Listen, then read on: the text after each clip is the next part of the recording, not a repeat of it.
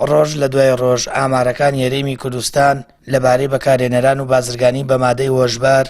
بەرەو زنگی مەترسیەکی گەورە دەڕۆن. ئەمە وتەی کۆمەڵناس و پارێزەرانی ناودادگایە.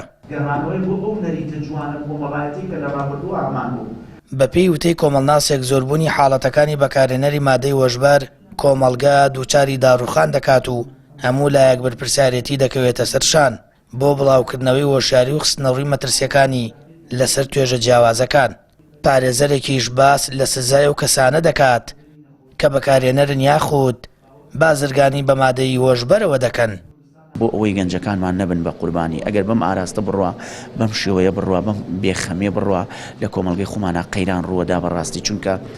لە ماوەی ساڵێکە لە هەرێمی کوردستانە 555 کیلۆ لە مادە هۆشبەرەکان لە کۆمەڵگەیەکی ئاوا بچووک لە هەرێمێکی ئاوا پاکش بە نەریتی جوان و بە کللتوری جوان گیراوە. ئەمە کارەساتە ئەبێ بە خۆمانە بچینەوە بێ خەمێک لە خۆمان بخۆین. لە مادە 25 یاساکەدا زۆر بەڕوونی باسی ئەو حاڵەتی کردو و حکومەکەی لە سێدارەدانە و لەگەڵ زیندانی هەتایکێن ئەو کەسانە ئەوانەی کە مادەی هۆشبەریە کارتەکەری ئەقڵیا پێشینێکی میایی هەناردەیە هاوردەکەن یان هەر یەک ڕۆکێک لەو ڕۆکانەی کە مادەی هۆشبەری لێ بەرەمی داغڵی هەرێمی کوردستانەکەن یان هاوردەیەکەن بە مەبەستی بازرگانی سزاکان بریتە لە سێدارەدان و زیندانی هەتایە.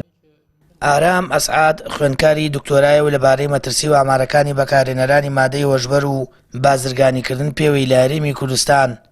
دەڵێت لە 6 مانگی سەرەتای ساڵی ڕابردوودا 820 کەس لەسەر بەکارهێنانی مادەی هۆشبار لە زینداندا بوون و لەو ژمارەیەش 720 کەسیان خوارد تەمەنی 34 ساڵ بوون. بۆ زیاترکردنی هۆشیاری کۆمەلگا لەبارەی مەترسیەکانی مادەی هۆشبەرەوە ئۆفیسی هەڵەبجەی سەنتەری پەرەپێدانی لاوان سیمینارێکی بۆ ژمارەیەک لە کۆمەڵناس و شارەزانی پەروەردە ساز کرد. مەترسیەکە وای کردووە کە زۆربەی گەنجانی ئەم وڵاتە بەڵام ڕێژی مادە هۆشبەرەکان خەڵکێکی زۆر دەگیرێت بەڵام ئەوانەی کە حکم دراون ئەوە کەسە بەڵام ڕێژەکە نزیکە ڕەنگە ئەگەر لە پارێزەکانە وەری بگرین ینی بەپی ئەوانەی کە گیراون لە 6 مانگی ساڵی پارە 999 کەس بەس لە پارێزگای دوهۆک و هەولێر گیراون ینی ئەوەنە خەڵ گیراوە بەڵام ئەوانەی کە حکم دەدەن ڕێژەکەی کەمترێکە بەردەوامە بین چونکە مادە هۆشبەرەکان ینی خەریکە ئەبێتە دیاردە لە ناو کۆمەلگا بۆ ئێمە وەک سەنتەری پەرەپێدان بەرکی خۆمانمان زانیوە کە هەڵسین هۆشیاری ناو تاک و کۆمەلگە بڵاوکەینەوە ئەوش لە ڕێگەی کەسانی یاسایی و هەروەها کەسانی دەروون ناسەوە هۆشیاری بە دایکان و باوکان بە گەنجان درێ بۆ ئەوەی بتوانرێت گەنجان لەو مادە هۆشبەرانە دوور بخرێنەوە. کۆمەڵناس و شارەزایانی پەروەردە دەڵێن ئەرکی لایەنە بەرپرسەکان و حکوومەتە ڕێوشێنی پێویست بگرێتە بەر لە ڕووی بڵاوکردنەوەی هۆشیاری و ئەمنیەوە بەو پێی ئامارەکان جێگەی مەترسین و بەو شێوەیە بڕوات کۆمەلگا دووچاری مەترسی گەورە دەبێتەوە و